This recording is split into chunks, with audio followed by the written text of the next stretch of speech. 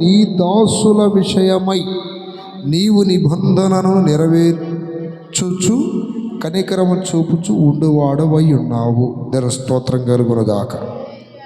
ప్రియ దేవుని బిడ్డలారా, దేవుని దృష్టికి అనుకూలముగా నడిచే దాసులను ఆ దాసుల విషయమై ఆయన నిబంధనను నెరవేర్చుచు కనికరము చూపుచు ఉండువాడై ఉన్నాడు. దాని స్తోత్రం కలుగునగాక. నిబంధన అనగా ఇంగ్లీష్లో కవనెంట్ అని ఉంటుంది.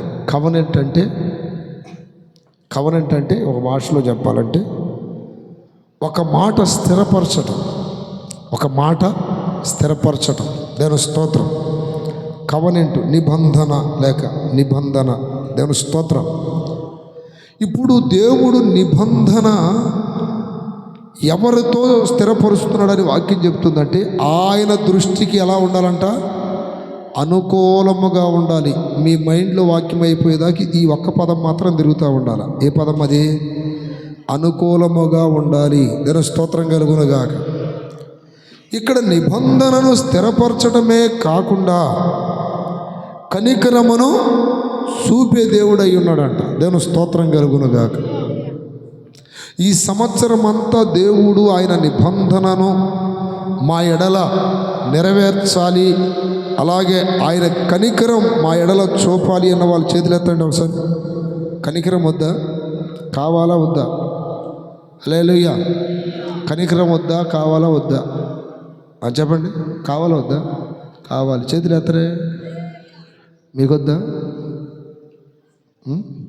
మీకొద్దా? నీకొద్దా? బుద్ధ మహర్షి ఆయన. దాని స్తోత్రం. వద్దా? చేతులు ఎత్తమయ్యా. అంటే ఆ చేతులు ఉంది ముక్కులు నలుపుకోవడానికేనా? ఎప్పుడు ఎట్ట అంటా ఉంటాడు దరిద్రపోడు. దాని స్తోత్రం.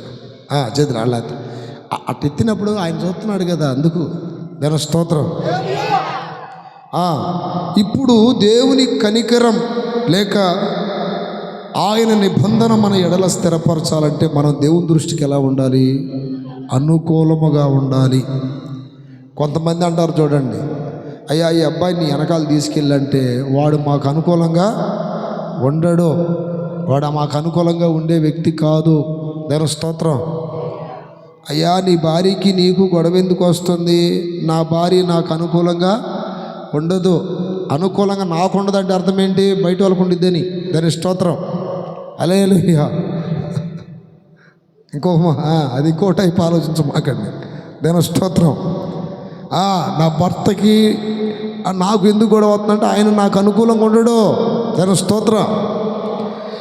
ఇట్లా మనుషులు ఎట్లా కంప్లైంట్ చేస్తున్నారో నా ప్రియమైన బిడ్డలారా, దేవుడు కూడా మనుషుల ఎడల ఏం చేస్తున్నాడు? కంప్లైంట్ చేస్తున్నాడు.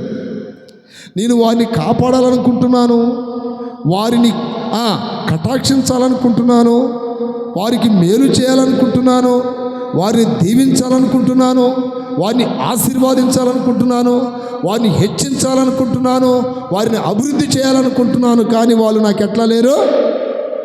అనుకూలంగా లేరు. అనుకూలంగా ఉంటే తప్పక నా నిబంధనను వారి ఎడల స్థిరపరుస్తాను. రెండోది నా కనికరము చూపుతాను అన్నాడు. దేవుని స్తోత్రాలు చెప్పండి గట్టి. నా ప్రియమైన బిడ్డలారా, దేవునికి మనం అనుకూలంగా ఉండటం అంటే అర్థమేంటి చెప్పండి? దేవునికి అనుకూలంగా ఉండటం అంటే అర్థమేంటి? కింద చదవాలి. దేవుని స్తోత్రం కలుగునగాక.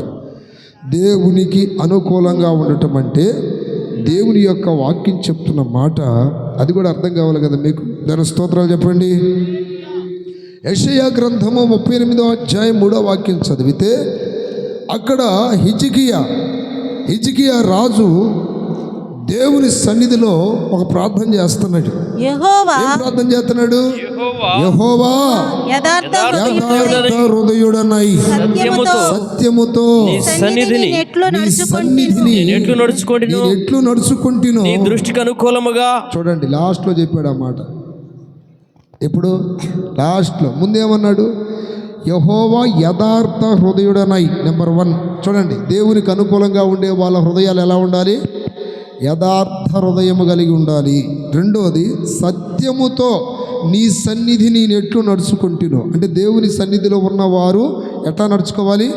సత్యముతో అన్నాడు రెండో మాట. తర్వాత అన్నాడు, నీ దృష్టికి అనుకూలముగా సమస్తమును నేనెట్లు జరిగించి తిను, కృపతో జ్ఞాపకము చేసుకొనిమని హిజ్కియా కన్నీళ్లు విడుచుచు యెహోవాను ప్రార్థించగా. హల్లెలూయా చెప్పాలి గట్టిగా. ఓకే, ఈ వాక్యం ఎట్టుంచండి. ఇంకొంచెం మన వాక్యంలోకి వెళ్ళగలది. ఇంకొక రెఫరెన్స్ చెప్తాను, అది కూడా చదివితే ఇంక వెళ్ళిపోదాం ముందుకి. దేని స్తోత్రం. 2వ దినవృత్తాంతముల గ్రంథం 31:20 కూడా చదువుతారా? 2వ దినవృత్తాంతములు 31:20. ఏంటి రెఫరెన్స్ల మీద రెఫరెన్స్లు చెప్తున్నాడు అనుకో మాకండి. సబ్జెక్ట్ పూర్తిగా అర్థం కావాలంటే మీకు ఇవన్నీ తెలియాలి. హిజ్కియా యూదా దేశమంతటను చదువు. యూదా దేశమంతటను ఇలాగున జరిగించి తన దేవుడైన యెహోవా దృష్టికి అనుకూలముగాను యథార్థముగాను, అక్కడ చూడండి, అనుకూలముగాను అన్నాడు, యథార్థముగాను నమ్మకముగాను పని చేయించు వచ్చాను. దేవుని స్తోత్రం కలుగునగాక. గట్టిగా చెప్పాలి. ఇప్పుడు చెప్పండి మీరు, అనుకూలత అంటే అర్థం ఏంటి? ఒకటి, యథార్థంగా బ్రతకటం దేవుని దృష్టిలో. రెండోది, సత్యమును అనుసరిస్తూ ఆయన సన్నిధిలో నడవటం. 2. మూడోది ఏందయ్యా అంటే దేవుని ఎదుట నమ్మకముగా పని చేయటం. దాని స్తోత్రం కలుగునుగాక. మరొక చోట కట్టడల విధులు ఆజ్ఞలు పాటించడం అనేది కూడా దేవుడు చెప్పాడు. సరే నా ప్రియమైన బిడ్డలారా, ఈ రోజున దేవుని కనికరం, కటాక్షం, దీవెనలు, ఆశీర్వాదాలు కావాలనుకుంటున్నాం. మీరందరూ దేవుని దగ్గర ఏమైనా ప్రార్థన చేయాలంటే నీకు అనుకూలముగా ఎలా బ్రతకాలో అది నేర్పయ్యా అన్నారు. ఒకసారి తల మీద చేపెట్టుకుని ఆ మాట చెప్పండి. నీకు అనుకూలముగా ఎలా బ్రతకాలి. ఈ రోజు నీ ఇంటి మీదకి దేవుని కనికరం ఎందుకు రావట్లా? ఈ రోజున నా ప్రియమైన బిడ్డలారా, మీ మీదకి దేవుని కనికరం రావాలి. ఎందుకు రావట్లా? దేవుని కనికరం రావాలంటే దేవుని దృష్టికి మనము అనుకూలంగా బ్రతకాలి. మనుషులకు అనుకూలంగా కాదు, ఇంకొకరికి అనుకూలంగా కాదు. దాని స్తోత్రం కలుగునగాక. అనుకూలంగా అంటే ఇంకో భాషలో చెప్పాలంటే వారు చెప్పినది చేస్తూ విధేయత చూపటం. ఈ రోజున దేవుడు చెప్పినవన్నీ నువ్వు చేస్తే దేవుడు ఆయన నిబంధనను నీ ఎడల స్థిరపరుస్తాడు. దాని స్తోత్రం కలుగునగాక. నా ప్రియదిన బిడ్డలారా, చాలామంది మనుషులకు అనుకూలంగా ఉండాలనుకుంటారు. నా ప్రియదిన బిడ్డలారా, మనుషులకు అనుకూలంగా ఉంటే ఉండండి, లేకపోతే లేదు. కానీ నిన్ను కనికరిస్తూ, కాపాడుతూ, దీవిస్తూ, ఆశీర్వాదిస్తూ, నడిపిస్తూ, నిన్ను బాగు చేస్తూ, అనుక్షణము నిన్ను కునుకక నిద్రపోక కాపాడుతున్న ఆ దేవుని దృష్టిలో మాత్రం చాలా చాలా అనుకూలంగా మనం బ్రతకాలి. దేవుని స్తోత్రం కలుగునగాక. స్తోత్రం కలుగునగాక. ప్రతిరోజు మనం దేవుని దగ్గర ఏదేదో విషయాల కొరకు ప్రార్థన చేస్తాం. ఈ సంవత్సరం, ఈ 2026 సంవత్సరం అంతా కూడా దేవుని కనికరం నా మీద ఉండాలి, దేవుని కటాక్షం నా మీద ఉండాలి, దేవుని కృప నా మీద ఉండాలి, దేవుని యొక్క దయ నా మీద ఉండాలని నువ్వు ప్రార్థన చేసుకోవాలి. ఇప్పుడు దేవుని కనికరం అనుకూలంగా ఉన్న వారి మీద ఉంటుందని మనం చదివాం. దాని స్తోత్రం కలుగునగాక. చెప్పండి గట్టిగా, చెప్పండి గట్టిగా. దేవుని యొక్క కనికరం మన మీద ఉండాలి అంటే అనుకూలంగా ఉండాలి కదా. ఇప్పుడు కనికరం ఉంటే ఏం జరుగుతాయి? ఇప్పుడు దేవుడు మన ఎడల కనికర పడ్డాడు అనుకోండి, ఏం జరుగుతాయి అవి చెప్తాను మీకు. దాని స్తోత్రాలు చెప్పండి గట్టిగా. ఇప్పుడు దేవుడు మన ఎడల కనికరం చూపితే మొట్టమొదటిగా మరణము నుండి తప్పించబడతాం. గుర్తు ఇదే. చాలామంది సంవత్సరాలు గడిచిపోతున్నాయ్యా, అసలు ఎలా బ్రతికామో, ఎట్లా బ్రతుకుతున్నామో, అసలు నన్ను ఎవరు కాపాడుతున్నారంటే అర్థం పర్థం లేకుండా బ్రతుకుతున్నారు. దేవుని కనికరం నిన్ను కాపాడుతుందన్న సంగతి నీకు తెలియదు. నేను స్తోత్రం. దేవుని కనికరం ఏం చేస్తుందంటే మరణము నుండి మనల్ని కాపాడుతుంది. అర్థమైందా? ఒక దినాన ఒక చనిపోయిన అబ్బాయిని కొంతమంది మోసుకొని వస్తూ ఉన్నారు. ఊరి జనమంతా ఉన్నారు, తల్లి కూడా ఏడుస్తూ ఉంది. ఆ అబ్బాయికి తండ్రి లేడు. గొల్లు గొల్లు గొల్లు గొల్లు గొల్లు కేకలు వేసుకుంటూ శోఖండాలు పెట్టి ఏడ్చుకుంటూ వస్తూ ఉన్నప్పుడు చాలామంది ఉన్నారు ఆ పాడిని తీసుకొస్తున్నప్పుడు. కానీ ఎవరో ఆ తల్లిని ఓదార్చలేకపోతున్నారు. అప్పుడు దీన్ని పెట్టారు. పాడి అలా వస్తుంది. యేసు ప్రభువారు ఆ పాడికి ఎదురు నిలబడ్డాడు. లోకాసు వార్త 7:13 రాయబడింది. దాని స్తోత్రం కలుగునగా. ప్రభు ఆమెను చూసి ఇక్కడ చూడండి, ఆమె మీద ఏం పడ్డాడు? కనికరపడి ఏడవద్దని ఆమెతో చెప్పి. ఇప్పుడు ఏడవద్దంటే ఎవరికి ఏడుపు అనుకుంటారా అండి? చెప్పండి అమ్మా ఏడవద్దంటే ఏడుపు అనుకుంటారా? ఏడుపుకు కారణమైన సమస్య ఏంటి? ఇక్కడ ఏడుపుకి కారణమైన సమస్య నోరే తెరవట్ల. సావు అంటే ఆడ మరణం వచ్చింది, కుమారుడు చనిపోయాడు. ఏడుపుకి కారణం ఏంటంటే ఇక్కడ కుమారుణ్ణి మరణపుతో ఎత్తుకుపోతుంది, అది కారణం. చాలామంది ఏడుపుకి ఏం కారణమై ఉంటుంది? కొంతమంది రోగాల కారణం, అప్పులు కారణం, మనశ్శాంతి లేకపోవటం కారణం, రకరకాల కారణాలు ఉన్నాయి. కానీ ఇక్కడ ఏమో ఏడుపుకి కారణం ఏంటంటే తన కుమారుడు తన ఆశల మేడ కూలిపోయింది, కూలిపోవటం వలన ఏడుస్తూ ఉంది. యేసయ్య ఆమె మీదేం పడ్డాడంట? కనికరపడి. ఇప్పుడు ఈ కనికరం ఎవరి మీద చూపుతున్నాడు? ఆయన ఎవరి మీద చూపుతున్నాడు? మర్చిపోయారు అప్పుడే. గట్టిగా చెప్పండి ఏమండి, ఎవరి మీద? ఇలా కన్నాలు ఉన్నాయా లేవా? అందరికీ. నాన్న కూడా మీకు పెడతా, నాకు ఎన్ని స్పెషల్ చేశారు అన్నీ పెడతా, కాస్త నోరు తెరవండి. ఇప్పుడు చెప్పండి, ఎవరి మీద? ఆయనకు అనుకూలమైన వారి మీద ఆయన కనికరం చూపుతున్నాడు. ఇప్పుడు యేసు ప్రభువు ఎవరి మీద చూపించాడు కనికరం? అమ్మ డిగ్రీ చదువుతున్నావా, తిరిగేస్తున్నావా? అలా వెంకటేశ్వరరావు లాగా ఒకడుండేవాడు అక్కడ ఈ శావలేపురం ఏరియాలో. ఎప్పుడన్నా మీటింగ్లకి వెళ్ళి పలానా వాక్యం చదువు అంటే చాలు అందరికంటే ముందు ఇటు తిరిగేస్తుంది అనుకుంటున్నాను, టక్కున అందిస్తాడేమోనని. తేరా చూసి ఏం చదువు అంటే ఏంది? చదువు రాదంటాడు. మా తల్లే దాని స్తోత్రం. విన్నావా? చూడండి అటు చూస్తుందా. ఈరోజు దృష్టి ఏంది నా మీద పడింది నీకు, నీ పాడుగానన్నట్టుగా. హల్లెలూయా. వీళ్ళ అమ్మ నాన్న ఉన్నారా లేరా? చలో ఎక్కడికి? తిరుపతి. దేని స్తోత్రం కలుగునగాక. ఇటే చూడాలి, లేదా నీ పేరు పెట్టి పిలుస్తా మిమ్మల్ని. దేని స్తోత్రం. పేరు పెట్టంటే అలా వాళ్ళు పిలిచినట్టు కాదు, ఈ అందరి పేర్లు నాకు ఆల్రెడీ తెలుసు. హల్లెలూయా. జాగ్రత్తగానే. దేవుని కనికరం ఏం చేసింది ఇక్కడ? ఏడవద్దని ఆమెతో చెప్పి, చూసారా? ఏడవద్దు అని ఆమెతో చెప్పి దగ్గరికి వచ్చి పాడిన ముట్టగా చప్పట్లు కొట్టండి గట్టిగా. హల్లెలూయా. దేవుని కనికరము ఇప్పుడు ఏం చేసింది? పాడనే ముట్టుకుంది. ముట్టుకోగానే ఏం జరిగిందాడా? మోయిచున్నవారు నిలిచిరి. ఆయన చిన్నవాడా లెమ్మని నీతో చెప్పుచున్నాననగా చనిపోయిన వాడు లేచెను. కొట్టు ఇంకోసారి గట్టిగా. హల్లెలూయా. ఈరోజు నా ప్రియ దేవుని బిడ్డలారా, ఇక్కడ బిడ్డ చనిపోయిన వాడు కనికరంతో బ్రతికాడు. ఈరోజు నీ జీవితంలో కూడా కొన్ని చనిపోయినాయి. ఏం చనిపోయినాయి? ఏదో చేద్దామన్న ఆశలు, నిరీక్షణలు, గురులన్నీ చచ్చిపోయినాయి. ఇంకేం చేస్తాంలే, ఇంకేం బాగుపడతాం మనం, ఇంకేం కడతాంలే, ఇంకేం పొందుకుంటాంలే అని ఈ చచ్చిపోయిన ఆశలు, చనిపోయిన గురి దర్శనాలు, చనిపోయినటువంటి నీ జీవితంలో ఆత్మీయ క్రియలన్నిటినీ దేవుడు మరలా ఏం చేయబోతున్నాడు? బ్రతికించబోతున్నాడు. దేవుని స్తోత్రం కలుగునగాక. జీవించుచున్నామన్న పేరే కానీ నీవెవరవే అమ్మా? మీరెవరు? మృతులా సజీవులా? మృతులందరూ హల్లెలూయా చెప్పండి గట్టిగా. సజీవులందరూ హల్లెలూయా చెప్పండి. హల్లెలూయా. జీవించుచున్నామన్న పేరే. చాలామంది చచ్చిపోయిన స్థితిలో ఉన్నారు. చప్పట్లు కొట్టమంటే ఎట్టు కొడతా ఉన్నాం అనుకోండి. ఎవరన్నా ఎటు చూస్తున్నా?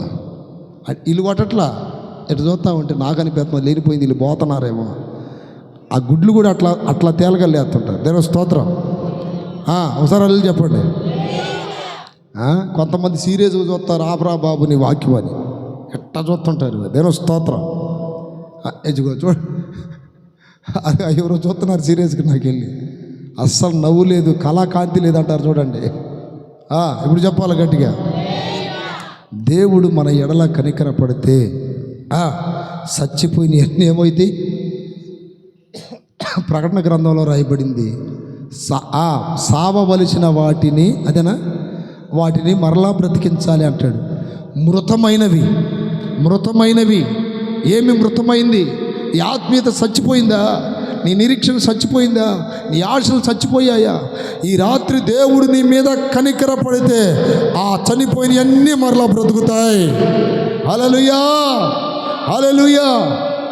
హెస్కేలు ప్రవక్తని ఒక లోయలోకి దేవుడు తీసుకెళ్ళాడు. ఆ లోయలో ఏం కనపడ్డాయి?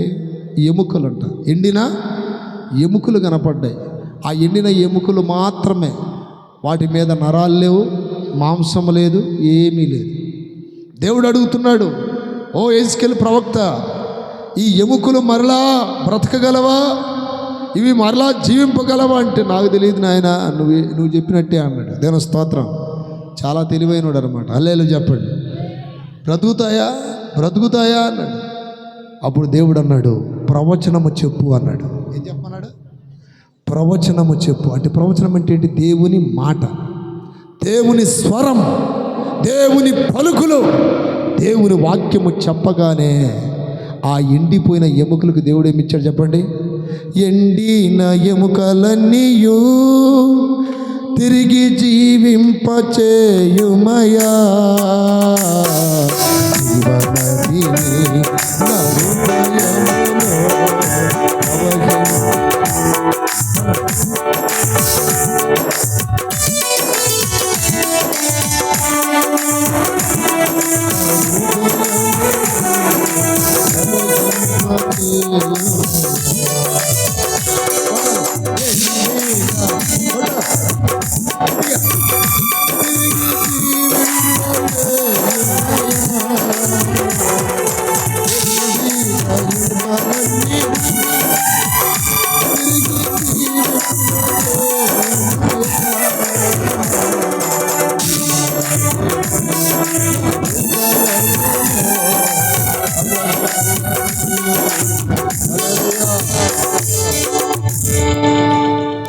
ఈ సచ్చిన క్రియలు ఎవరిలో అయితే ఉంటుందో వాళ్ళ ముఖంలో ఆనందం కనపడుతుంది.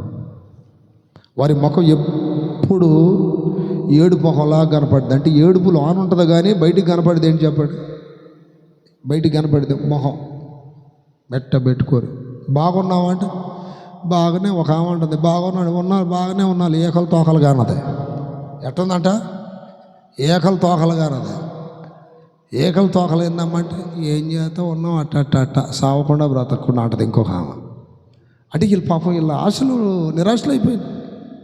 ఈరోజు నా ప్రియదని బిడ్డలారా, దేవుని స్వరము, దేవుని ప్రవచనం, దేవుని మాట చచ్చిపోయిన వారందరిని ఏం చేస్తాం చెప్పండి? మరలా బ్రతికిస్తాం. చప్పట్లు కొట్టండి గట్టిగా. బ్రతుకుదుమన్న ఆశలు లేవు. ఏదో పాట ఉండాలా, నాకిక ఆశలు లేవను కొనగా ఆశ నీవైతివే, ఆశలు తీర్చితివే, నలు దిశలను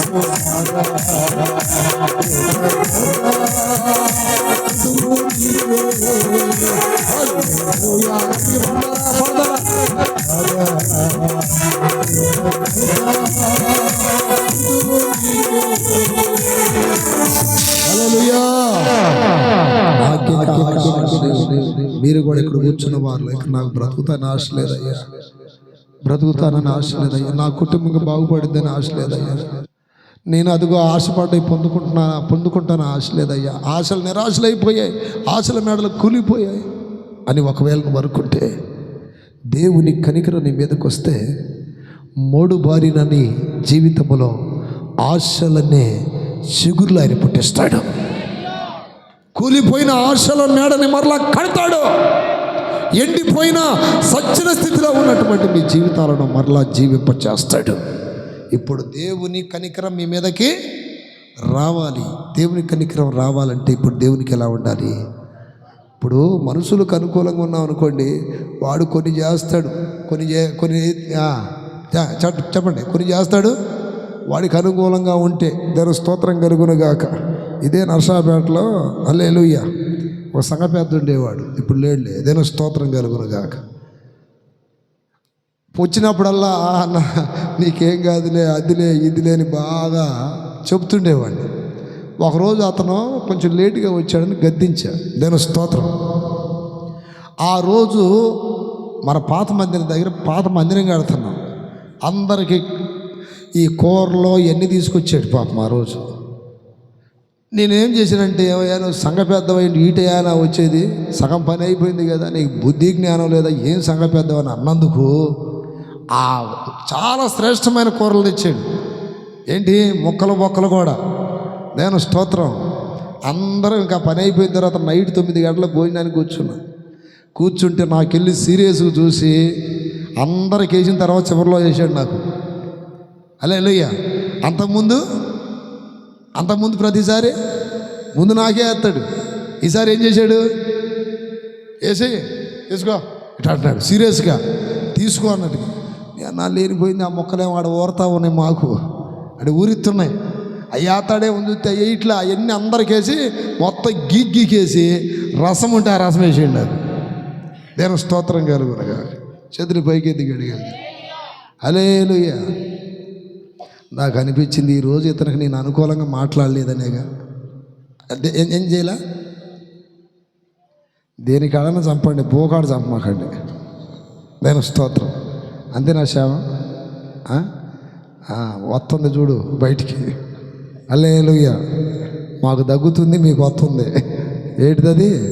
అదిగో ఉంది, ఆల్రెడీ వస్తున్నాయి కొంతమందికి. మగపిల్లల గురించి చెప్తున్నా. ఏమవుతుంది అర్థమై ఉండాలి ఇప్పటికే. హల్లెలూయా. ఏంటి, పాస్టర్ గారికి ఇంతకుముందు ఒక గుర్తు ఏంటంటే ఇది ఉండాలి. ఏంటిది? దేవుని స్తోత్రం. ఇప్పుడు ఇదిగానుంది అనుకో, ఈడు మోటి పాస్టర్ అని గుర్తు. ఏదంటే పొట్ట ఉంటే. ఇప్పుడు అంతా ఏం కావాలి, కోట్లు సూట్లు. కొంతమంది ఆ పొట్ట కనపడకూడదని ఎట్లా లాక్కుంటున్నారు. ఒక మీటింగ్కి వెళ్ళా, నాకు ముందు ఆయనకి వాక్యం పాస్టర్ గారికి. హల్లెలూయా. చాలామంది కుర్రపిల్లలందరూ చాలామంది వచ్చారు. వాళ్ళని చూసి ఎట్లా లాక్కుంటున్నాడు. పక్కనే ఉన్నా, ఒక్కసారి బాంబేశాడు. ఆ లాగిన గాలి అంతా. నేను స్తోత్రంగా హల్లెలూయా.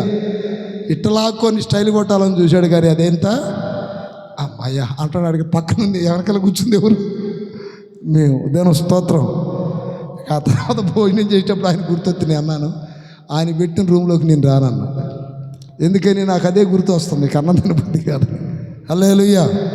ఎవరట పొట్ట మాత్రం లోనకు లాక్కోమాకండి. హల్లెలూయా.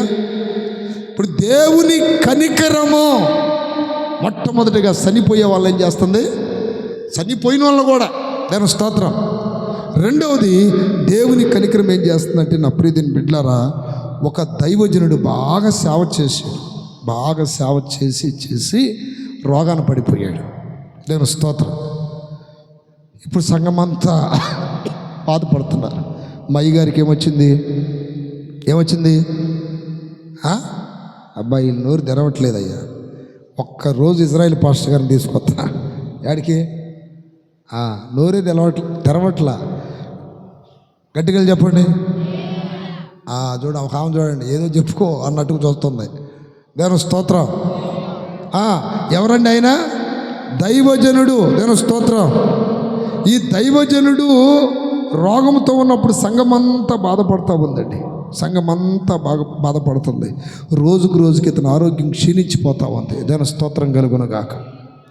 ఇతను ఎందుకు రోగం వచ్చింది అసలు ఇతనికి అంటే, దేవుని సేవ కొరకే వచ్చింది అతనికి రోగం. లోకంలో చాలామంది పాపాలు, కొన్ని అపవిత్రమైన కార్యాలు చేసి రోగాలు తెచ్చుకుంటున్నారు. కానీ ఈ దైవజనుడికి ఎవరి కోసం వచ్చింది? దేవుని కొరకు. ఫిలిప్పీయులకు రాసిన పత్రిక 2వ అధ్యాయం, నా ప్రియమైన బిడ్డలారా, 27వ వాక్యం చదివితే, నిజముగా అతడు రోగి అయి చావునకు సిద్ధమై ఉండెను కానీ దేవుడు అతనిని కనికరించెను. చప్పట్లు కొట్టండి గట్టిగా. హల్లెలూయా. ఎవరండి ఇతను? ఎవరితను? ఎపఫ్రోదితు. ఏం పేరు చెప్పండి? ఎపఫ్రోదితు. దేవుని సంఘములో నమ్మకంగా పరిచర్య చేశాడు.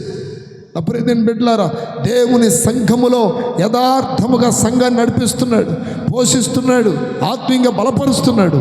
కానీ ఇతనికి ఒక రోజున మరణకరమైన జబ్బు వచ్చింది. ఏం జబ్బు వచ్చిందో తెలియదు కానీ అతడు సావునకు సిద్ధమై ఉన్నాడంట. అంటే ఇంకెప్పుడు పోతాడో తెలియదు. సంఘమంతా ఏడ్చి ప్రార్థన చేస్తున్నారు. అప్పుడప్పుడు సంఘ ప్రార్థన కూడా మాకు చాలా అవసరమే. అలా చెప్పండి. ఎప్పుడు మేము చేయడమే కాదు, మీరు కూడా చేస్తుండాలి. హల్లెలూయా. మా అయ్యగారికి ఏం కావాలి? ఏం కావాలి? ఆరోగ్యం కావాలి. ఎవరికి? మా అయ్యగారికి. నేను స్తోత్రం. దైవ సేవకులకు ఆరోగ్యం కావాలని ప్రార్థన చేయాలి. ఎందుకంటే సంఘ ప్రార్థన దేవుడు ఆలకిస్తాడు. ఇక్కడ చూడండి, ఇతడు సావునకు సిద్ధమై ఉన్నాడు, కానీ దేవుడు అతన్ని ఏం చేశాడు? కనికరించెను. దేవుని స్తోత్రం కలుగునగాక, స్తోత్రం కలుగునగాక. అతను ప్రాణమును 30వ వాక్యం చదువుతారా? మీ పరిచర్యలో ఉన్న కొదువును తీర్చుటకై అతడు తన ప్రాణమునైనను లక్ష్య పెట్టక క్రీస్తు యొక్క పని నిమిత్తము చావునకు సిద్ధమయ్యుండెను. గట్టిగా చెప్పండి. నిజమైన దేవుని సేవకులకి పరిచర్య కొరకు, దేవుని సేవ కొరకు, దేవుని పని కొరకే ఈ రోగాలు, ఈ రొప్పులన్నీ వస్తూ ఉంటాయి. దేవుని స్తోత్రం కలుగునగాక. హల్లెలూయా. మొన్న ఒక షాటుకు ప్రార్థనకి వెళ్ళాం మేము. వాస్తవానికి అసలు ఈరోజు నేను వస్తానో రాను అనుకున్నా. నిజంగా చెప్తున్నా, నాకు ఈ కుడికాలు నరం పట్టేసింది. మొన్న ఒకసారి వచ్చింది, పోయింది అనుకున్నా. మరలా నిన్న ఈ ఆరాధనలు నడిపించి పేరిచెర్ల బండి తోలుకుంటూ వెళ్ళే కదా, మళ్ళీ ఆ కాలు భయంకరంగా నొప్పి వచ్చేసింది. ఈరోజు ఉదయాన్నే చూస్తే అసలు కాళ్ళు లెగవలేని పరిస్థితి అన్నమాట. దేవుని స్తోత్రం.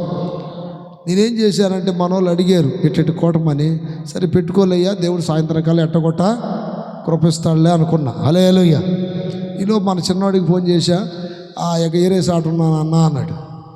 ఇక నాకు అర్థమైపోయింది. ఒకడు ఉంటే వాడికి ఫోన్ చేసేవాడు, ఎప్పుడు ఫోన్ ఎత్తాడు నాకే తెలియదు. దేవుని స్తోత్రం. హల్లెలూయా.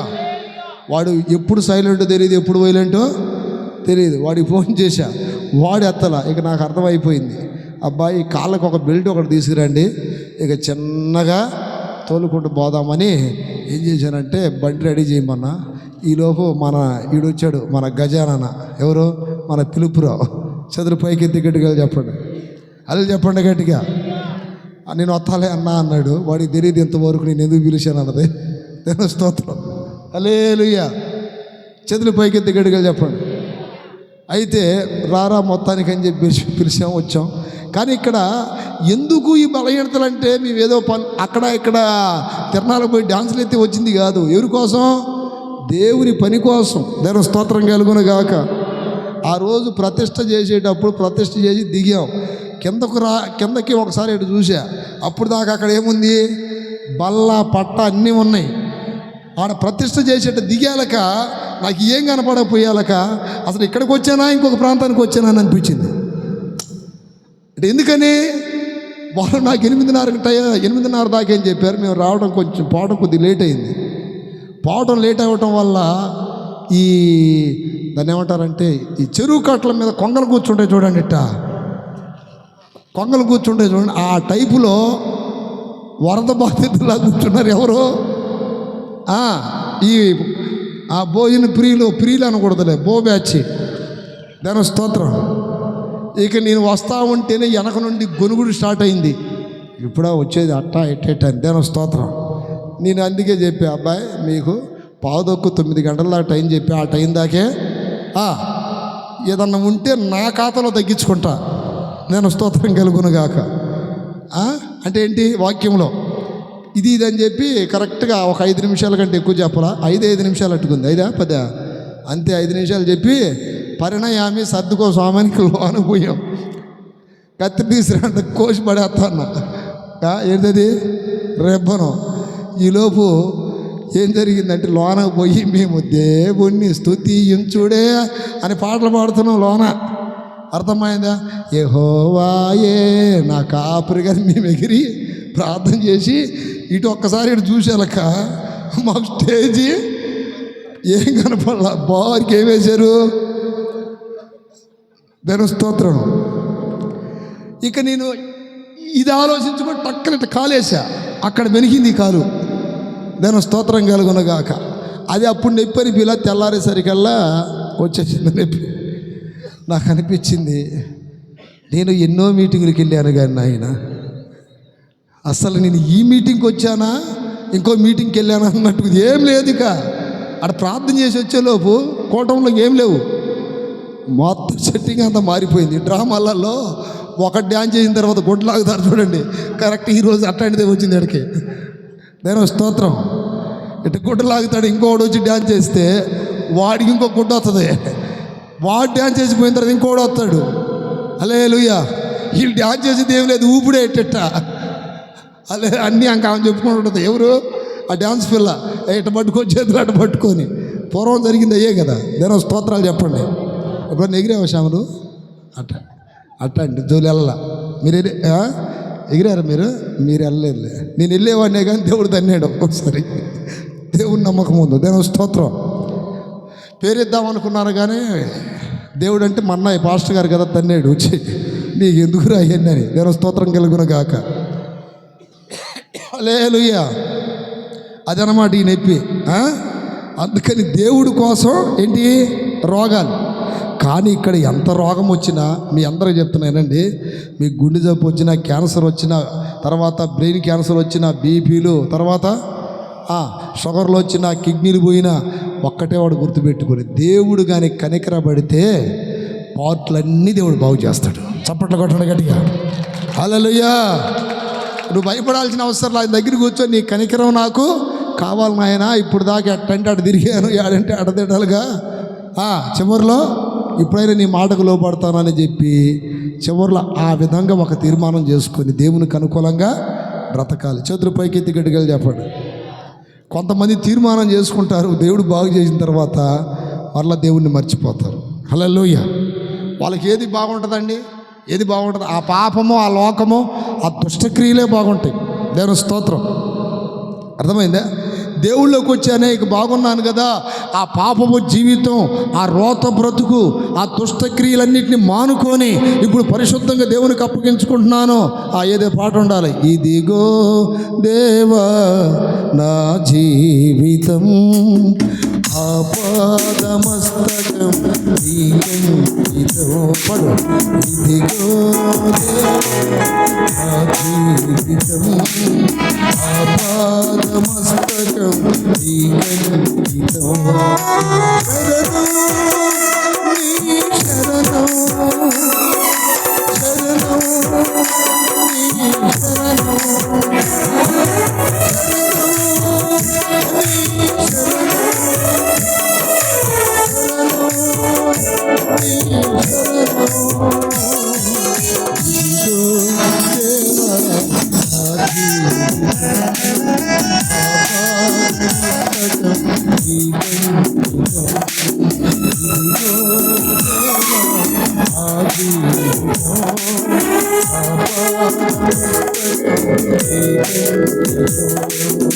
శరణం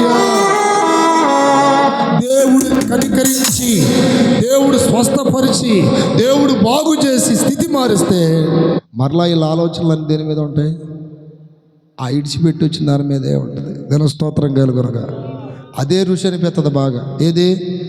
ఆ పాత బ్రతికే బాగుంది, ఆ లోకంలో ఉన్నప్పుడే బాగుంది. హల్లెలూయా. తాగినప్పుడే బాగుంది, ఆ వ్యభిచారం చేసినప్పుడే బాగుంది. హల్లెలూయా. ఆ రాళ్ళకి రప్పలకి అజ్ఞానంగా మొక్కినప్పుడే బాగుంది, ఆ పేకాట్లాడినప్పుడు పోలీసు వాళ్ళు పట్టుకు పోయి డాయర్లు పగిలేదాకా తన్నినటువంటి ఆ అనుభవమే ఏ నచ్చుతున్నాయి. అర్థమైందా? మీకు ఒక చిన్న కథ చెప్తానండి. పేడ పురుగు తెలుసా మీకు? పేడ పురుగు కొన్ని చిన్న చిన్నగా ఏంటి ఆ పేడ ముద్దలాగా చేసుకొని అన్ని ఈగల ముందుకు ఎట్టు నడతాయి, ఇది వెనక నుండి నెట్టిద్ది. ఏంటిది? పేడ పురుగు చూసారు ఎప్పుడన్నా? రివర్స్ గేర్ వేసింది అది, వెనక నుండి డ్రైవింగ్ అంతా. స్తోత్రం. హల్లెలూయా. వెనక పోతూ ఉంటాయి. వాటిని ఏమంటారు? ఉండలంట. ఎందుకంటే ఆ ఉండలతో ఇల్లు కట్టుకున్నాడు ఆయన. దాని స్తోత్రం కలుగున గాక. ఈ పేడ పురుగు, రెండోది తేనెటీగ. ఈ రెండు ఏం చేసినాయి అంటే స్నేహం చేసుకుందామని చెప్పి అప్రీతిని బిడ్డలు ఒక ఒప్పందం చేసుకున్నాయట. ఇప్పుడు దాకా నువ్వు పేడలో ఉన్నావు, నేనేమో తేనె తాగుతూ బ్రతుకుతున్నాను. ఇక మనము ఇప్పుడు దాకా మా జాతులు అంటే నీ జాతితో నువ్వు స్నేహం చేసావు, నా జాతితో నేను చేశాను. కొంచెం స్పెషల్గా ఉండాలి. కాబట్టి ఇక మీదట నువ్వు నేను ఇద్దరం కలిసి ఏం చేద్దాం, స్నేహం చేద్దామని అని చెప్పి తేనెటీగ అన్నదంట, పేడ పొరుగా ఆ పేడ అంతా కంపు కదా, పేడ అంటే కంపు, అది వద్దులే, నా తేనె చాలా రుచిగా ఉంటుంది, చాలా మధురంగా ఉంటుంది, కాబట్టి ఇక నువ్వు నాతో స్నేహం చేయాలంటే ఇది అలవాటు చేసుకోవాలన్నదంట. దేని స్తోత్రం. ఏంటిది అది? తేనె తెలీదా? ఎందుకు తెలియదు? హల్లెలూయా. ఇప్పుడు వచ్చేటప్పుడు కూడా డబ్బాలు పెట్టారు అక్కడ. నైట్ ఎవడన్నా పోయాడు అనుకో మొత్తం బిందికేసుకుని పోవచ్చు అంటుండట్టు. రేపు పొద్దున పోయినా కూడా మమ్మల్ని అంటారేం చూడండి, రికార్డ్ అవుతుంది ఆడ. హల్లెలూయా చెప్పాలి గట్టిగా. అయితే ఈ తేనెటీగ ఏం చేసిందంటే, ఇది పరిస్థితి, మా తేనె బాగుంటుంది, ఆ పేడ అంత గబ్బు, ఇంకా ఆ గబ్బులు ఆ కంపులు ఎంతకాలం బ్రతుకుతావు, ఇదిగో ఈ తేనె తాగుతూ ఇట్లా అలాగే చక్కగా మారి ఆ రోత బ్రతుకును వదిలేసేయి ఇదని చెప్తే, సరే ఒక్కసారి నీ తేనె ఒక్కసారి నాకు ఇవ్వు, నేను తాగుతాను, ఎట్టడితో చూస్తాను అన్నదంట. దేని స్తోత్రం. ఇదేం చేసిందంటే కాస్త తేనె తీసుకొచ్చి ఈ పేడ పొరికిస్తే తాగి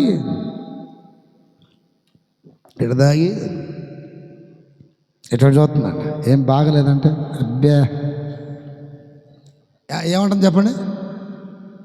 ఈ తేనెటీగ ఏం చేసిందంటే, అబ్బో ఇప్పుడు తెచ్చిన తేనె ఏమన్నా కొంచెం అంత రుచిగా లేదేమోనని ఇది పాపం తిరిగి ఇంకా మంచి తేనెనే తీసుకొచ్చి ఇస్తే అది మళ్ళీ ఇటు దాగి మళ్ళీ మూతి ఎట్ట పెట్టిందంట. కొంతమంది మొహాలు చూడండి, ఎన్ని మేలు జరిగినా చూడలేమంట. అదే స్తోత్రం. మళ్ళీ ఏమైంది, బాగలేదా అన్నదంట. నీ తేనేమి బాగలా, దీనికి ఏది బాగుంటుంది చెప్పండి? పేడే బాగుంటుంది దీనికి. ఏమైందా ఏంటి అని చెప్పి ఇంకొకసారి ఆగు, మూడోసారి ఇంకొంచెం మంచిదేని తీసుకొస్తానని చెప్పి ఈసారి పోయి ఇంకా మంచిదేన్ని శ్రేష్టమైనది మధురమైనది తీసుకొస్తే అది తాగిన తర్వాత కూడా దాని మూతి అట్టనే పోయింది. ఏమైందాబా ఏంటి అసలు ఇది తేనెటీగ తెలియదు అదేంటిది, అది పేడ పురుగుకి ఎంత మధురమైన తేనిచ్చినా దాని బుద్ధి మూతి ఎక్కడ పెట్టాలని, పేడలోనే పెట్టాలని. దాని స్తోత్రం కలుగునుగాక. ఈలోపు ఆ తేనెను ఒక్కసారి తేనెటీగ తాగితే బాగానే ఉందిగా, చాలా మధురంగా ఉంది, నీకు ఎందుకు అట్ట అనిపిస్తుంది? ఒక్కసారి నోరు తెరవరదట. ఆ పేడ పురుగు నోరు తెరవగానే దాని తొట్టలు ఉంటాయి కదా, అక్కడ ఎంత ఉందట పేడ. అర్థమైందే? పేడ లోన పెట్టుకొని తాగితే తేనె రుచిగా అనిపిస్తుందా చెప్పండి? అంటే ఇప్పుడు దాకా ప్రాబ్లం ఏంటి? ఎందుకు నీకు మధురం అనిపించలేదంటే నీ నోట్లో ఏముంది? పేడ. అలాగే దేవుని ప్రేమ, దేవుని కనికరం, దేవుని కటాక్షం, దేవుని కార్యాలు చాలా మంది ప్రభువులోకి వచ్చినా ఎందుకు ఇంకా మధురం అనిపించలేదంటే వారి హృదయంలో ఇంకా ఈ పేడ అనే పాపం ఇంకా ఉంది. అందుకని దేవుని ప్రేమ మధురం అనేది తెలియదు. దాని స్తోత్రం కలుగునుగాక. యేసయ్య ప్రేమ ఎక్కువ కొంచెం పెట్టు, ఎంతో మధురం, పాపిని క్షమించే ప్రేమ, యేసుని ప్రేమ ఎంతో మధురం, పాపిని క్షమించే ప్రేమ,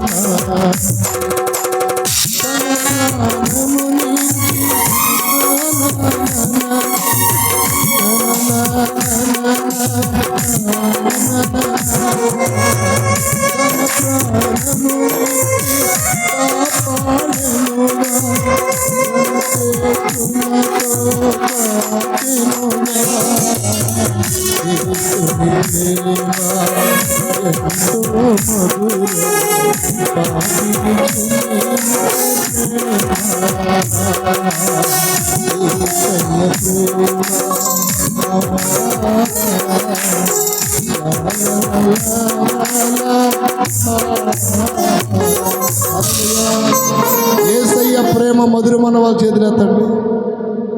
యేసయ్య ప్రేమ మధురం. అందుకని బైబిల్ వాక్యం చెప్తుంది, యెహోవా ఉత్తముడని రుచి చూసి. యేసయ్య రుచి నీకు తెలిస్తే అసలు యేసయ్యని విడిచిపెడతారా? యేసు ప్రభు వారికి ఎంతమంది శిష్యులండి? ఎంతమంది? 12 మంది శిష్యులు. 12 మంది శిష్యుల్లో ప్రియమైన శిష్యుడు ఎవరు? యోహాన్. దేవుని స్తోత్రం. యేసు ప్రభు వారు కాలంలో వీళ్ళు శిష్యులు అయితే ఈ యోహానికి ఇంకొక శిష్యుడు ఉన్నాడు, యోహాను గారికి. అప్పుడే దీని బిడ్డలారా, అతని పేరు పాలికార్ప్. పాలికార్ప్ అనే ఈ శిష్యుడు ఒక దినాన్ని అప్పుడే దీని బిడ్డలారా గవర్నమెంట్ ద్వారా భయంకరమైన వ్యతిరేకతలు ఎదుర్కొని, ఆ రోజుల్లో ఉన్న గవర్నమెంట్ ద్వారా వ్యతిరేకతలు ఎదుర్కొని చివరికి ఒక భయంకరమైనటువంటి జైలు శిక్ష అనుభవించాడు. తర్వాత అతన్ని వదిలిపెట్టేశారు. అట్లానే పలుమార్లు అతను శిక్షిస్తూ ఉండేవాళ్ళు. ఒక దినాన్ని అతను చంపేసేయాలని గవర్నమెంట్ నిర్ధారణ చేసినప్పుడు కొంతమంది సైనికులను అతని దగ్గరికి పంపించింది. అతను పట్టుకొని రాండి. ఎందుకనంటే ఎంత చెప్పినా కూడా సువార్త చెప్పడం మానుకోవట్లేదు, యేసు ప్రభువారిని గురించి ప్రకటించడం మానుకోవట్లేదు. అనేక మందిని స్వస్థపరుస్తున్నాడు, అనేక దయ్యాలు ఎల్లగొడుతున్నాడు, అనేక మందిని ప్రభు వైపు తిప్పుతున్నాడు. వీడుగానుంటే ఈ దేశం మొత్తం క్రైస్తవ దేశంగా మారిపోద్దని భయపడి అసలు వాడినే లేపేస్తే ఏ గొడవ లేకుండా పోద్దని కొంతమంది సైనికులను పంపిస్తే ఈ సైనికులు ఇంటికి వచ్చారంట. ఇంటికి రాగానే నా ప్రియమైన బిడ్డలారా వాళ్ళందరినీ పిలిచి ఎందుకు వచ్చారని అడిగాడు. అయ్యా నిన్ను పట్టుకొని రమ్మని వాళ్ళు ముందు అగౌరవంగా రెస్పెక్ట్ లేకుండా మాట్లాడారు. నిన్ను పట్టుకొని రమ్మను బయలుదేరని ఆయన అన్నాడు. వెళ్దాంలే ముందు కూర్చోండి అని చెప్పి చక్కగా అతను వాళ్ళందరినీ సైనికులు ఎంతమంది వస్తే అంతమందిని కూర్చోబెట్టి వారికి టిఫిన్లో టీలు అన్నీ రెడీ చేసి ఇచ్చి లాస్ట్లో అన్నాడు, సరే ఇంక బండి వెళ్దామన్నాడు. ఇతను ఆతిథ్యము ప్రేమను గమనించిన వాళ్ళు ఏమన్నారో తెలుసా?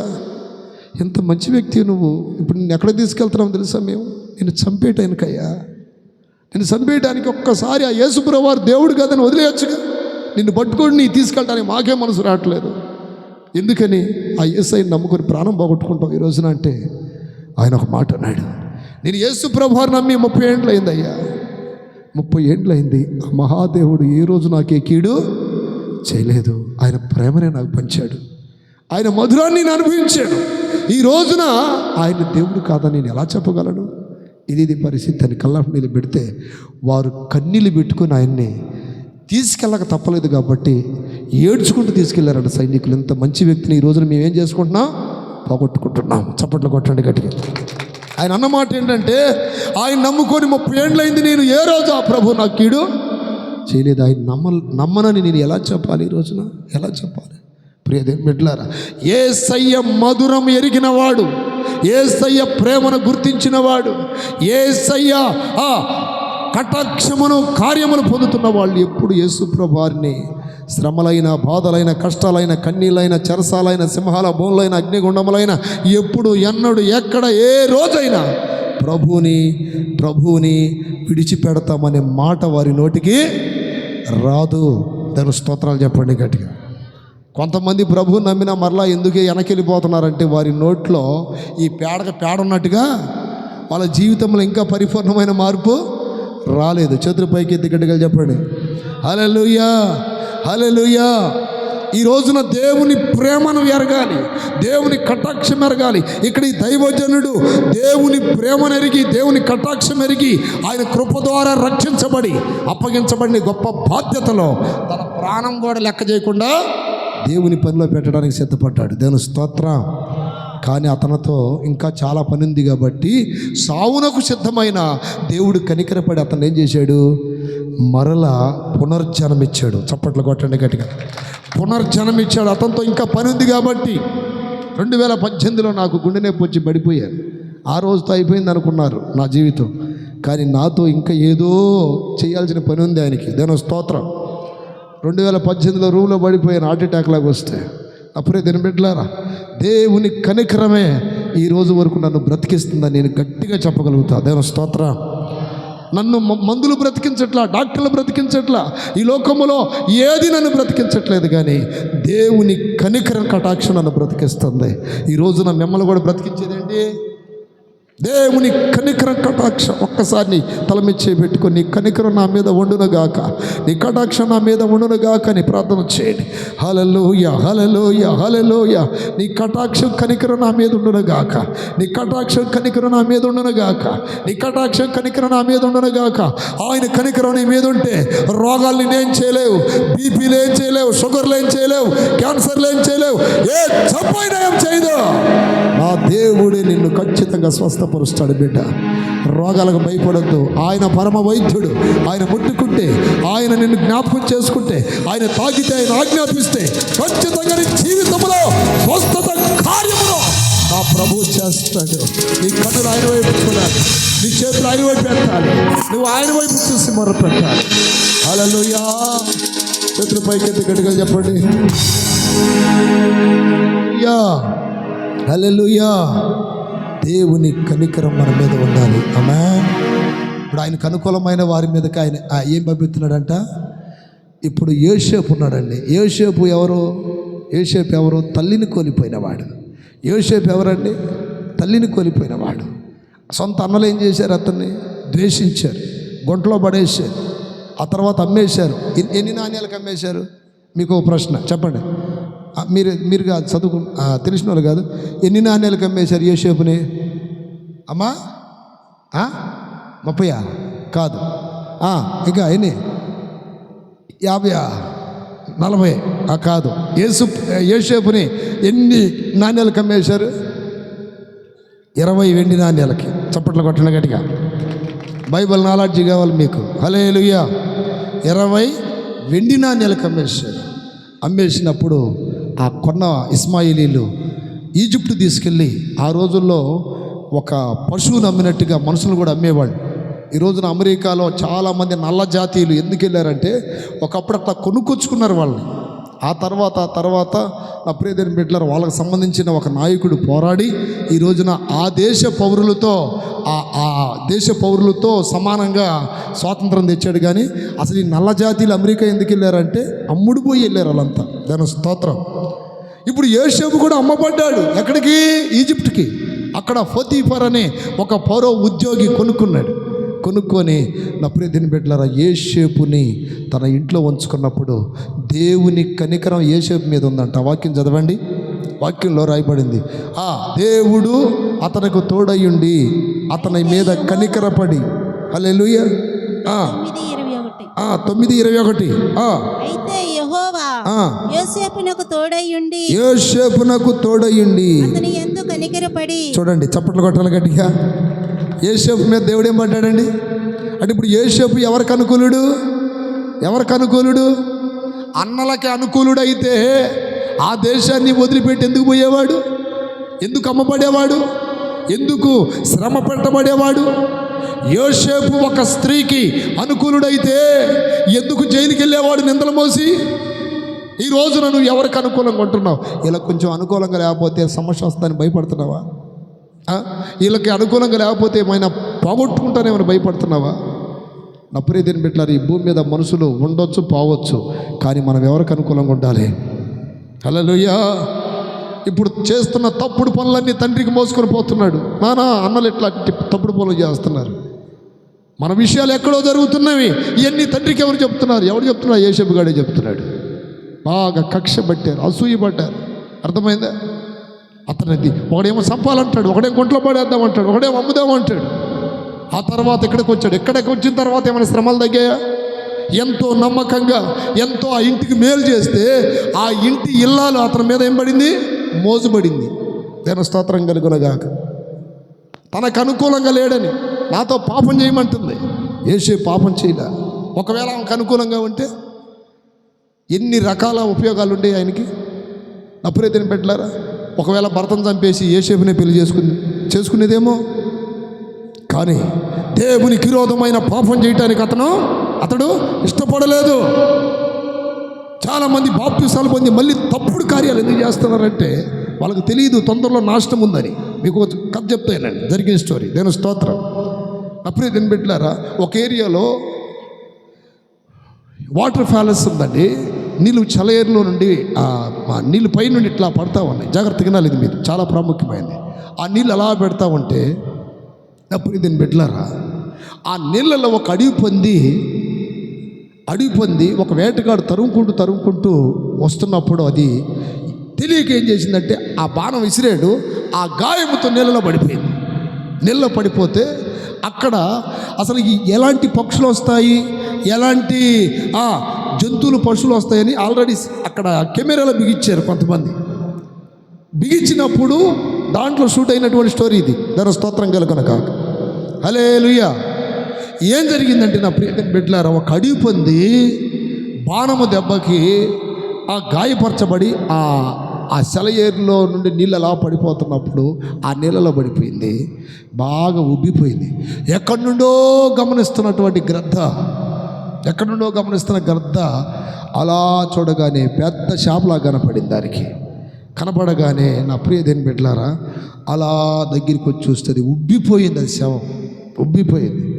అది అనుకుంది, అబ్బా ఇక నా పంట పండిందనుకొని దాని ముక్కుతో ఏం చేస్తుంది, బాగా తింటా ఉంది. దేవుని స్తోత్రం కలుగునగాక. తింటా ఉంటే పైన వరద ఎక్కువ అవటం వలన ప్రవాహము ఎక్కువగా పడుతూ ఉంది. అది గమనిస్తూ ఉంది. కొంచెం తిన్నాను కదా ఇంకెళ్ళిపోదామని అనుకుంటుంది, కానీ దాని ఆశ ఏం చేస్తుంది, ఇంకా తినాలనిపిస్తుంది. అది ఎంత తినాలనుకుంది అంత తినది.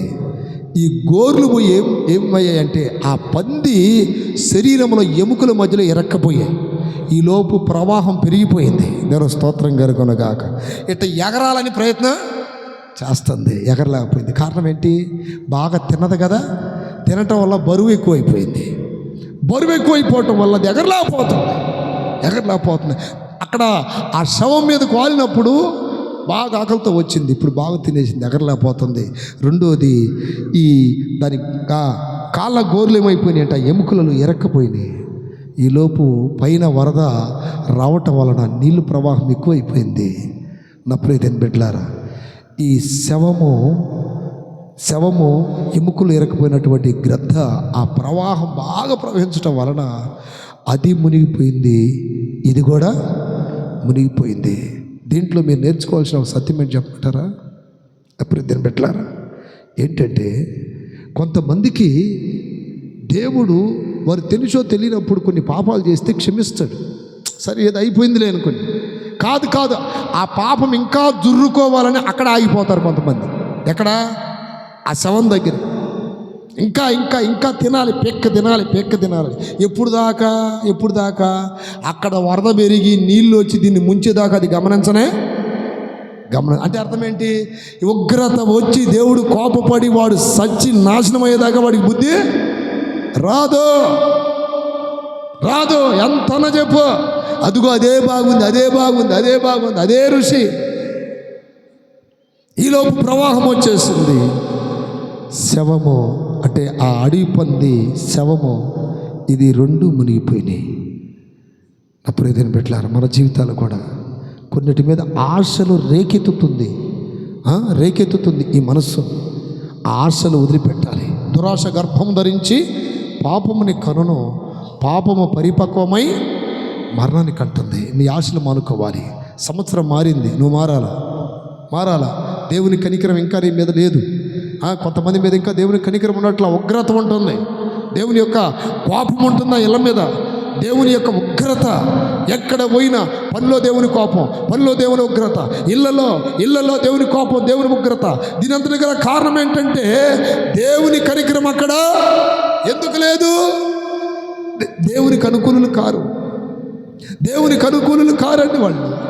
దేవునికి అనుకూలంగా బ్రతికిన వారి మీదకి దేవుని కనికరం వస్తుంది. ఇక్కడ యోసేపు మీద దేవుడు ఏం పడ్డాడండి? కనికరపడి. చదవండి ఆ వాక్యాన్ని.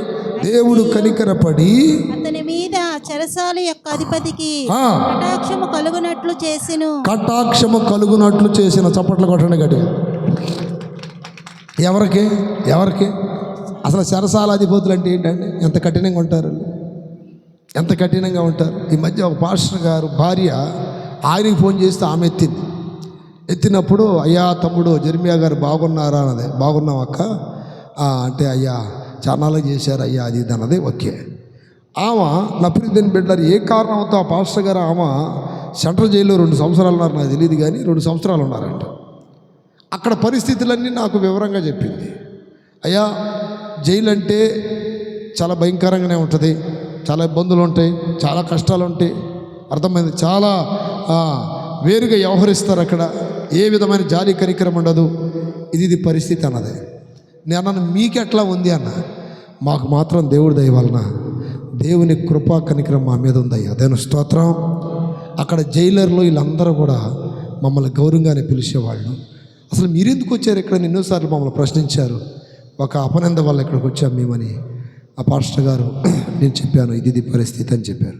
ఇక్కడ గమనించండి, అప్రియదేని బిడ్డలారా, అక్కడ అందరు వీళ్ళతో మర్యాదగా మాట్లాడేవాళ్ళు. ఎప్పుడెప్పుడు ఈ జైల్లో నుండి వాళ్ళని బయటికి పంపించాలి అన్న ఆలోచన చేసేవాళ్ళంట వాళ్ళు. ఎందుకంటే మీరు చాలా భక్తి కలిగినట్టున్నారు, ఎప్పుడు ప్రార్థన చేస్తున్నారు, బైబిల్ చదువుకుంటున్నారు, అసలు మీరెందుకు వచ్చారు ఇక్కడికి? ఆనందం మీ మీద ఎట్లా పడింది, అది ఇది అని అంటే ఏదో చెప్పిందామా, దాని స్తోత్రం. ఇక్కడ యోసేపు మీద జైలు అధికారి ఏం చూపించాడు చెప్పండి? కటాక్షం చూపించాడు. ఇప్పుడు మనిషికి అంటే బాధించేవానికి కటాక్షం ఎందుకు కలిగింది? దేవుని కనికరం ఎవరి మీద ఉందండి? చెప్పాలి. దేవుని కనికరం ఎవరి మీద ఉంది? యోసేపు మీద ఉంది. ఈ సంవత్సరం మాత్రం దేవుని కనికరం కావాలా లేదా? చెప్పమ్మా, ముసలమ్మ, దేవుని కనికరం కావాలా? కనికరం వద్దా? ఈ సంవత్సరం పెన్షన్ వస్తే చాలయ్యా అంటుంది. పెన్షన్ కావాలా? కనికరం కావాలా? దేవుని స్తోత్రం. దేవుని కనికరం ఉంది కనుక ఎక్కడైతే అవమానపరచబడ్డాడో, ఎక్కడైతే నిందలు మోపబడ్డాడో, ఎక్కడైతే అందరి చేత చీచి అనిపించుకున్నాడో, ఎక్కడైతే అసత్య వార్తకు బలైపోయాడో అక్కడే దేవుడు ప్రధానమంత్రిగా మార్చాడు. హల్లెలూయా. అక్కడే ప్రధానమంత్రిగా మార్చాడు. అనేకులకు పోషకుడయ్యాడు, రక్షకుడయ్యాడు. ఆ రోజుల్లో ఆ కలభావాన్ని యోసేపు చెప్పకపోతే ఈజిప్టు మొత్తం కరువుతో అలమటించేది. నా ప్రియమైన బిడ్డలారా, ప్రపంచ దేశాలు ఈజిప్టు వైపు చూసేవారు కాదు. కారణం ఏంటంటే ఆ కళ యొక్క భావాన్ని చెప్పగలిగాడు. దేవుని స్తోత్రం కలుగును గాక. ఏటిలో నుండి వచ్చినటువంటి బలిసిన ఆవులు బక్కసిక్కిన ఆవులు బలిసిన ఆవులు మింగేసినాయి అంట కళ్ళలో. అంటే ఏంటి? 7 అనగా 7 సంవత్సరాలు. 7 సంవత్సరాలు బాగా పంటలు పండుతాయి, 7 సంవత్సరాల భయంకరమైన కరువు వస్తుంది. ఇక్కడ బక్క చెక్కడం అంటే కరువు, బాగా బలిసి ఉండటం అంటే చెప్పండి బాగా సమృద్ధి పంట. ఆ మర్మం చెప్పాడు. దేవుని స్తోత్రం కలుగును గాక. నేను ఈజిప్ట్ పోయినప్పుడు నిజంగా ఆ గోతులు ఏమంటారు చూడండి, ఆ స్టాక్ చేసేది చూసినప్పుడు నిజంగా బైబిల్ ఎంత సత్యమైన గ్రంథం. దేవుని స్తోత్రం కలుగును గాక. నేటికి ఆధారాలు ఉన్నాయి. హల్లెలూయా. అందుకని ఈ సంవత్సరం పాటల అది పెట్టింది. ఏమండి? 2వ చరణం ఏంటి? చరిత్రకు ఆధారమైన సత్యదేవుడా, నిన్ను కనుగొన్న వారే జీవం పొందెదరు. చరిత్రకు ఆధారమైన సత్యదేవుడా,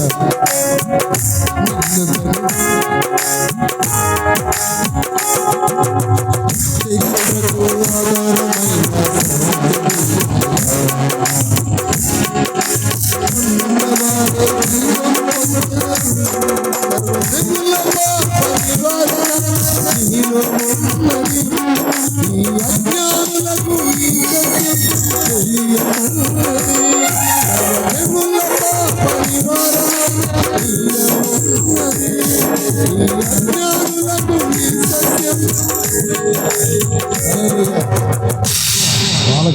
బైబిల్ సత్యమైన గ్రంథం అని.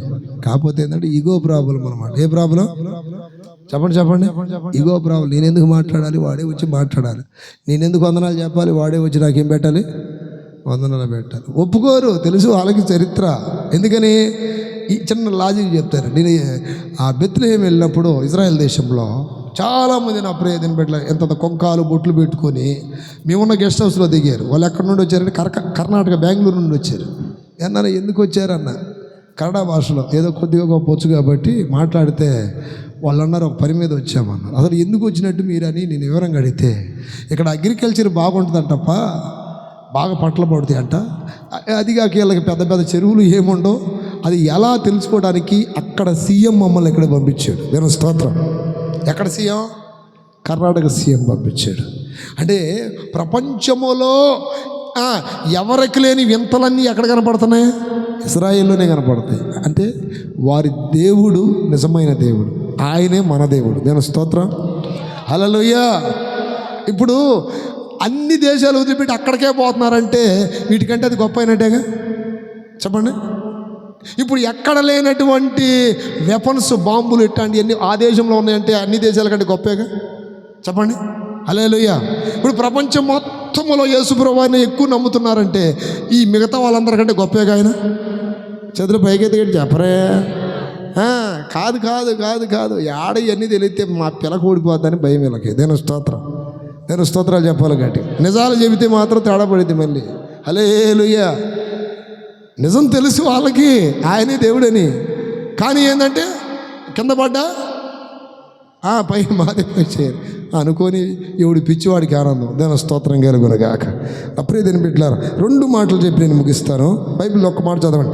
దేవుడుకి మనం అనుకూలంగా ఉంటే ఒకటి ఆయన కనికరం ఉంటుంది, 2వది ఆయన నిబంధనను స్థిరపరుస్తాడు, 3వది మన మనవిని ఆయన ఆలకిస్తాడు. దేవుని స్తోత్రాలు చెప్పండి గట్టిగా. 1 రాజుల గ్రంథం 3:10 సొలొమోను చేసిన ఈ మనవి ప్రభువునకు అనుకూలమాయన గనుక. గట్టిగా చెప్పాలి. మనిషి అనుకూలమైతే అతని ప్రార్థన కూడా ఏమవుతుందండి? దేవునికి అనుకూలం అవుతుంది. హల్లెలూయా, హల్లెలూయా. నీవే అనుకూలంగా లేనప్పుడు నీ ప్రార్థన దేవుడికి అనుకూలం అవుతుందా? చెప్పండి. మనము దేవునికి అనుకూలంగా ఉంటే మన ప్రార్థన దేవునికి అనుకూలంగా ఉంటుంది. దేవుని స్తోత్రం కలుగునుగాక. 3:6 చదివితే సొలొమోను ఇలాగు మనవ చేసెను. 3:6 నీ దాసుడును నా తండ్రినైన దావీదు నీ దృష్టికి అనుకూలముగా సత్యమును నీతిని అనుసరించి యథార్థమైన మనసు గలవాడై ప్రవర్తించెను గనుక. అది చెప్పండి గట్టిగా. నీవు అతని ఎడల పరిపూర్ణ కటాక్షము కనపరిచి. హల్లెలూయా. 2వది ఏమి ఇచ్చాడంట? 2వది సింహాసనము. దేవుని స్తోత్రం కలుగునుగాక. అక్కడ చాలా విషయాలు అనుకూలంగా ఉంటే ఒకటి కనికరము, రెండోది మనవి ఆలకిస్తున్నాడు, అలాగే నిబంధన స్థిరపరుస్తున్నాడు, సింహాసనమును స్థిరపరుస్తున్నాడు. సింహాసనం అంటే ఏంటి? హెచ్చింపు స్థాయి. దేవుని స్తోత్రం కలుగునుగాక. సింహాసనం మీద ఎవరు కూర్చుంటారు? రాజులు. అదేగా మొదటి చరణంలో పెట్టే ఈ సంవత్సరంలో. రాజులు రాజ్యాలు కనుమరుగైపోయిన. మీరు ఆగండి. రాజులు రాజ్యాలు కనుమరుగైపోయిన నాడు నేడు స్థిరమైన మహారాజువు నీవే, విర్రవీగిన వెర్రి వీరులా అతిశయమే ఎక్కడ. ప్రపంచంలో నేనే మొనగాన్నాడు. గ్రీక్ వీరుడు ఎవరు? అలెగ్జాండర్. ఏమైపోయాడు? చచ్చిపోయిన తర్వాత వాళ్ళ మొహాలు చూడండి, చచ్చిపోయిన తర్వాత పురి చూడండి, కుయ్యో అన్నట్టు ఆ మొహం ఎట్ట. ఎందుకని? మాంసం అంత పోదిగా ఎట్లా ఉంటుంది? నవ్వినట్టు ఉంటుంది. అస్థి విర్రవీగాడు. అంత మొనగాడు ప్రపంచం. దేవుని స్తోత్రం కలుగునుగాక. ఎంత మేధావో తెలుసు అలెగ్జాండర్. వాళ్ళ నాన్న ఎక్కడెక్కడ మంచి గుర్రాలని కొనుక్కునేవాడు. ఒక దినాన గుర్రాల వ్యాపారి వాళ్ళ దేశానికి వచ్చినప్పుడు చాలా విలువైనటువంటి ఒక గుర్రాన్ని అమ్ముతున్నప్పుడు ఎవరెక్కినా దంతా ఉందంట. అది నాన్నకేమో అదే నచ్చింది. వాళ్ళ నాన్నకి ఎవరెక్కినా దాన్ని తంత కింద పడేస్తుంది. అప్పుడు ఈ అలెగ్జాండర్ అనేవాడు చిన్నోడు అనమాట. ఎంత 16-17 సంవత్సరాలు ఉంటాయి. అక్కడ ఉన్నటువంటి మంత్రులను పిలిపించాడు. తర్వాత పెద్ద పెద్ద అధికారులు, బాగా స్వారీ చేయగలిగినటువంటి మేధావులందరూ పిలిపించిన ఎవరు ఆ గుర్రాన్ని స్వాధీనపరచుకోలేకపోతున్నారు. దాని స్తోత్రం కలుగునుగా. అప్పుడు అలెగ్జాండర్ అన్నాడు, ఒక్క ఛాన్స్ నాకు ఇస్తారా అన్నాడు.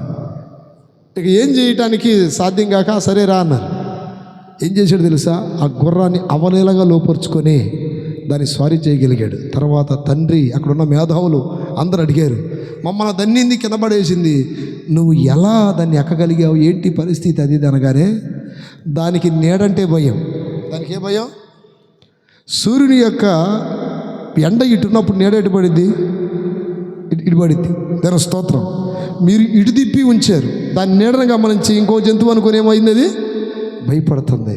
అది గమనించాను నేను. అందుకని రివర్స్లో దాన్ని ఇటు తిప్పి ఎక్కాను. ఆ తర్వాత నన్ను ఏం చేయలేదు, ఎందుకంటే దానికి నీడ కనపడదు కాబట్టి అనగానే ఆ చిన్న వయసులోనే అంత మేధావుతనంగా సమాధానం ఇచ్చాడు అతను. దేవుని స్తోత్రం. అలాంటి విర్రవీగినోడు కూడా ఏమైపోయాడు లాస్ట్కి 33.5 సంవత్సరాలకు అవుట్. విర్రవీగిన వెర్రి వీరుల అతిశయమేక్కడ, చావుతోనే వారి కథలన్నీ ముగిసిపోయాను. ఇలా కథలు ముగిసిపోయినాయి, ఆయన కథ ముగిసిపోవాలి. దాని స్తోత్రం చెప్పండి గట్టిగా. యేసయ్య కథ ముగిసిందా? సూర్యుడు ఉన్నంత వరకు ఆయన కథ ముగిసిపోవచ్చు. దాని స్తోత్రం. కొంతమంది ఏదో మేము బైబిల్లో బైబిల్ బ్యాన్ చేస్తాం, చర్చిలు కూలగొడతాం, అసలు చర్చిలు లేకుండా చేస్తామని కొంతమంది ప్రగల్భాలు పలుకుతున్నారు. కానీ హల్లెలూయా, వాళ్ళ తాతలు ముత్తాతలు కూడా అట్లాంటివి ట్రై చేసి ఉంటారు. వాళ్ళందరూ ఎక్కడ పోయారు? ఇప్పుడు అక్కడ పోయారు. దాని స్తోత్రం. నా ప్రియదిని బిడ్డలారా, మండుతున్న సూర్యుడిని చేతులతో ఎవడన్నా ఆపగలడా? ఈ సువార్తను కూడా ఎవడు ఆపలేడు. దాని స్తోత్రం కలుగున గాక. నా ప్రియదిని బిడ్డల, మహా మేధావులను చంపేసిన దేశం ఏది? ఇటలీ. క్రైస్తవ మేధావులను చంపేసిన దేశం. ఈ రోజున ఆ ఇటలీయే క్రైస్తవ దేశముగా మార్చబడింది. దేవుని స్తోత్రం కలుగును గాక. మహా క్రైస్తవ మేధావులను చంపేసింది అది ఒకప్పుడు. సింహాలను పంపించి స్టేడియంలో ఆ సింహాలు పీక్కుని తింటా ఉంటే ఆహ్లాదకరంగా చూసి చప్పట్లు కొట్టారు. ఈ రోజున అట్లాంటి దేశాలు కూడా క్రైస్తవ దేశాలుగా మార్చబడ్డాయి. ఎందుకనంటే ఈ అగ్నిని ఎవడో ఆపలేడు. హల్లెలూయా, హల్లెలూయా. అందుకని నెహ్రూ గారు ఒక సందర్భంలో ఒక మాట అన్నాడు, క్రైస్తవుల జోలికి వెళ్ళొద్దురా బాబో. హల్లెలూయా. వాళ్ళు ఎవరంటే నిద్రపోతున్నా సింహాలు. ఈ సంవత్సరంలో మనకి చాలా బీభత్సమైంది ఆంధ్రాలో. చాలా అక్కడ ఇక్కడ. నేను అందుకనే అంటున్నా, క్రైస్తవులు భయపడకూడదు. నా ప్రియ దీని బిడ్డలారా, శ్రమల ప్రవాహానికి ఎదురీత ఈదాల కానీ శ్రమల ప్రవాహంలో కొట్టుకొని పోకూడదు. హల్లెలూయా. ఎన్ని శ్రమలన్నా ఎన్ని శ్రమలన్నా ఓరకేదో చిన్న దాన్ని ఏమంటారు చెప్పండి? చిన్న బెదిరింపులు బెదిరిస్తే భయపడతారా చెప్పండి? ఇది ఆరని ప్రేమ. ఏదో పాట ఉంది, ఆరని ప్రేమ ఇది, ఆర్పచాలని జ్వాల ఇది, అతి శ్రేష్టమైనది, అంతమేలేనిది. హల్లెలూయా. అవధులేనిది, అక్షయమైన ప్రేమ ఇది. అందరు పైకి లేచి నిలబడండి. కల్వరి ప్రేమ ఇది, కల్వరి ప్రేమ ఇది, కల్వరి ప్రేమ ఇది, కల్వరి ప్రేమ ఇది, ఆరని ప్రేమ ఇది, ఆపదాలని జ్వాల ఇది, ఆరని ప్రేమ ఇది, ఆపదాలని జ్వాల ఇది, అతి శ్రేష్టమైనది, అవధులేనిది.